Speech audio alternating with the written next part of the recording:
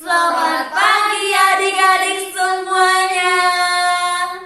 Kali ini Kak Sela, Kak Yerli, Kak Lisa, kakak-kakak akan bercerita tentang seorang tokoh Alkitab yang sangat terkenal. Ia pernah melakukan sebuah kesalahan adik-adik, tapi kemudian ia menyesal sehingga Tuhan memaafkan kesalahannya. dan ia menjadi orang yang sangat dikasihi Tuhan. Adik-adik tahu siapa namanya? Namanya Bapak Abram.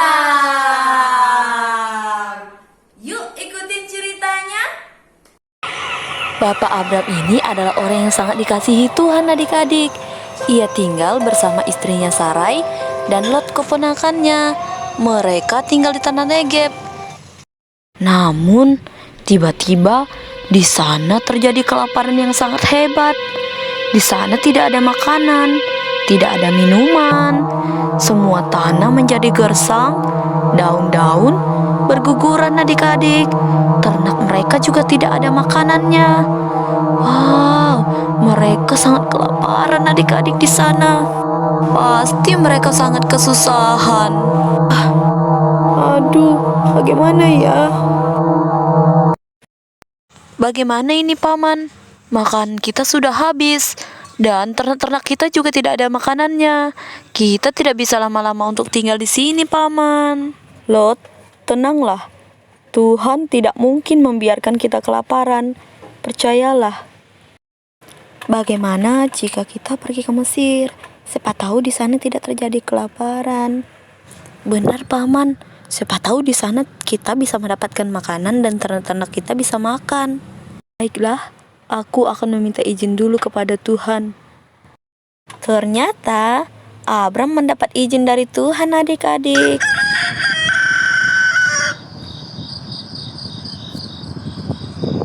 Sarai, kita akan segera pergi ke Mesir dan kita akan membawa semua ternak-ternak kita ke sana. Benarkah? Baiklah kalau begitu Abram, kita akan pergi. Lihat adik-adik, mereka dalam perjalanan ke Mesir.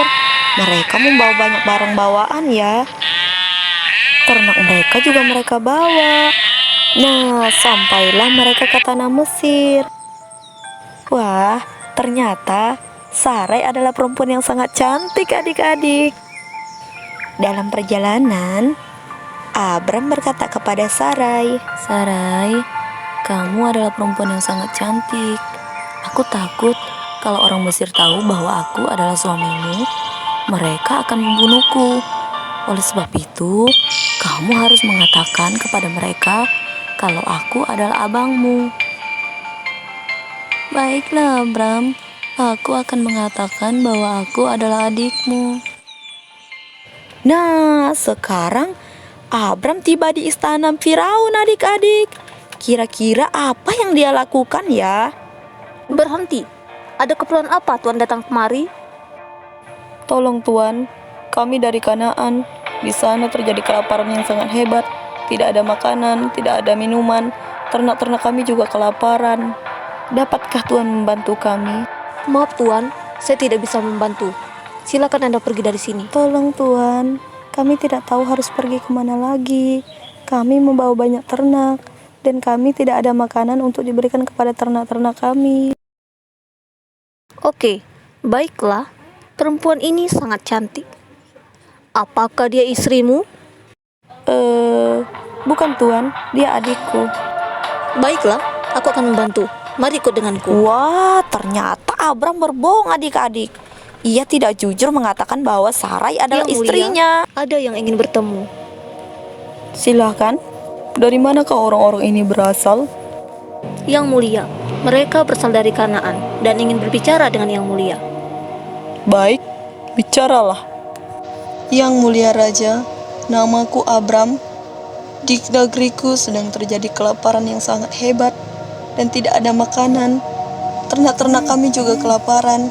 Untuk itu kami datang ke Mesir meminta belas kasihan dari yang mulia. Kami hanya memiliki makanan untuk seisi istana kami, dan saya tidak begitu yakin bisa menolong Anda.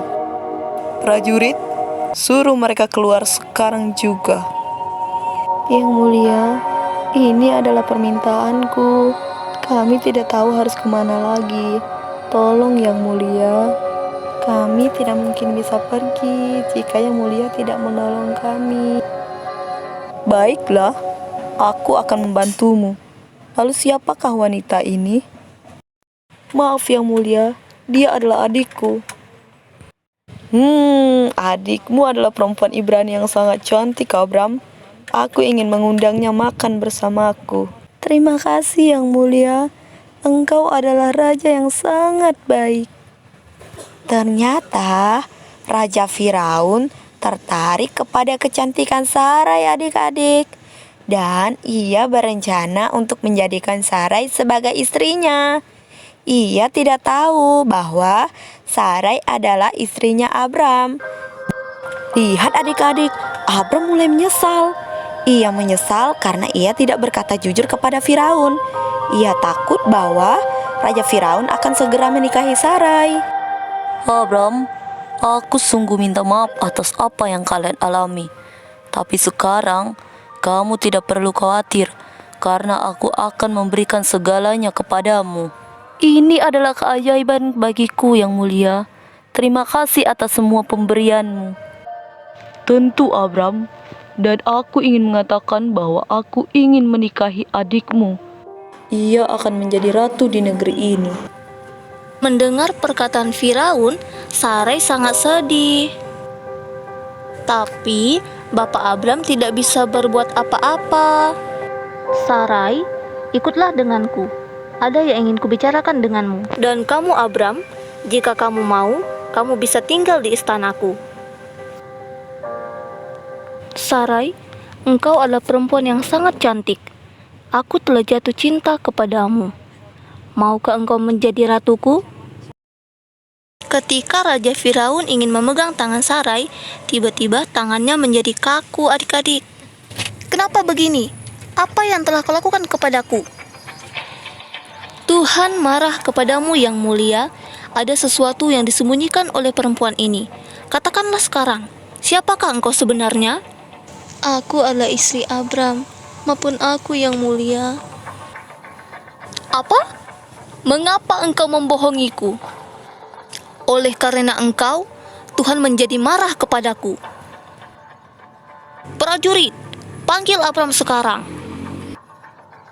Abram, mengapa engkau membohongiku?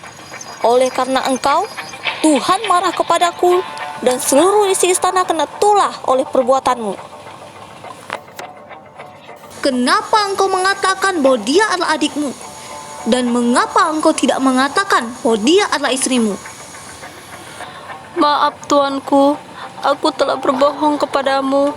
Aku takut jikalau aku mengatakan yang sebenarnya, aku akan dibunuh, dan kami tidak diizinkan untuk masuk ke tanah Mesir, tuanku. Jika bukan karena istrimu, aku pasti sudah membunuhmu, Abram. Tetapi sekarang, pergilah, bawalah semua barang yang telah kuberikan kepadamu. Dan engkau, Sarai, ikutlah dengan suamimu. Jangan pernah kembali ke Mesir. Terima kasih yang mulia. Kami akan segera pergi dari sini. Akhirnya, Bapak Abram kembali ke tanah Kanaan. Di sana ia memiliki banyak sekali harta dan tidak kelaparan lagi. Sejak saat itu, Abram tidak berbohong lagi dan Tuhan sangat sayang kepadanya. Nah, demikian juga adik-adik di rumah tidak boleh berbohong kepada orang tua, kepada teman, kepada guru sekolah minggu, supaya Tuhan sayang kepada kita, adik-adik. Dan tidak boleh seperti Raja Firaun, adik-adik. Ia mengambil milik orang lain. Nanti Tuhan marah. Nah, cukup sekian ya cerita dari kakak-kakak. Semoga adik-adik semua bisa menjadi anak yang jujur dan nurut sama orang tua.